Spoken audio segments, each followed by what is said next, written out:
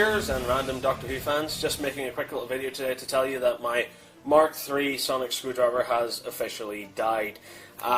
It's basically just completely worn out because I take this little thing with me everywhere, and say I'm waiting for the bus or the train or something, I'll get out and flick it around and stuff, and I tend to drop it a lot. So as you can see, there's a lot of sort of scratches just on the claws and stuff there where some of the paint's come off.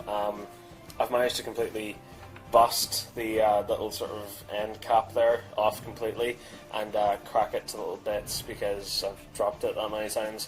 The leather on the handle is starting to fray and come off, and there's a bit of a crack there down the middle, and the end section here is just completely buckled and destroyed because my girlfriend's cousin was playing with this one day, and she dropped it and broke the end off it, and I had to glue it back on, and it's a mess. So yeah, I finally just decided that it was time for a new one. So as you can tell by the box in the background here, I went off and bought a new sonic screwdriver and modified it. So this is basically it, and there are a few subtle differences to the modification this time. As you can see, the main difference here is there's no leather on the handle this time. Instead there's two little ball bearings there, which are nice and neat, and you know, instead of having a big rusty nail sticking out of it or something. So there's no real need for the leather handle, so it makes it a little bit more slimmer and a little more accurate anyway, I hope. So yeah, it basically works the way the other one worked, in the sense that the top little ball bearing here works it whenever it's closed, and then when you flick it open, the bottom ball bearing works whenever it's open. So isn't that just super duper cool? Yeah, so there's a little red button there still at the end too.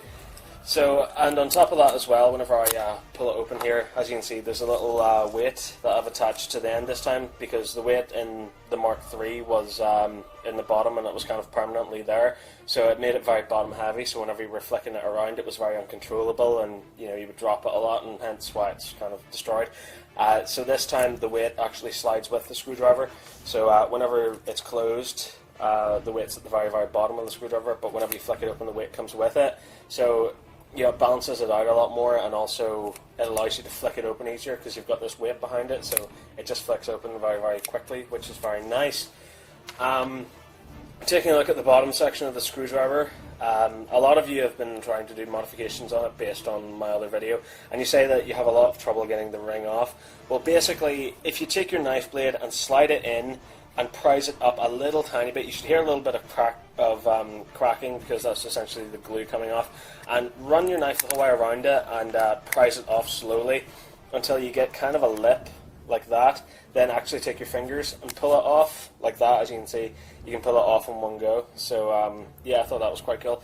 I also noticed whenever I was doing a little bit of modification to this, that the little bottom section here, this whole kind of section with the hinge on it, can be pulled off and removed from the screwdriver the exact same way you can take the ring off. So you know, as I said in my how to build video, there's no need to actually break any part of the screwdriver. So with this bottom section off, it allows you to split the base of the screwdriver in half, and drill two little holes in there, obviously, and put the little ball bearings in. The ball bearings are held in place by a little bit of sellotape on the front to stop them falling out, and a little bit of duct tape around the back to stop them from falling in. So yeah, I thought that was quite cool. So I do think this one is a lot neater and certainly a lot better. I think it's one of the better screwdriver modifications that I've made anyway.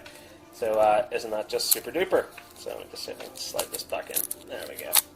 So yeah, I think this is kind of it really. So this is obviously the Mark IV now, and I think this is the closest I'm ever going to get to modifying a screwdriver to make it kind of up to the standard that an actual toy company could make it, because I really think just if Character Options had added that little secondary button there, it would have made so much more sense.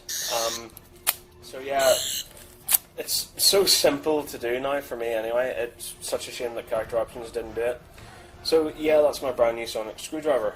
So obviously it's time to say farewell to my Mark III sonic screwdriver, which is battered and bashed, and it's a screwdriver that I've had for the longest time now, because if you've ever known me in person, you'll know that I essentially destroy sonic screwdrivers. Like, I've been through so many of them, either breaking them by accident or breaking them by trying to modify them. So I think this is the one that I've had the longest, which is kind of a new record for me. I think I've had it for just about over a year.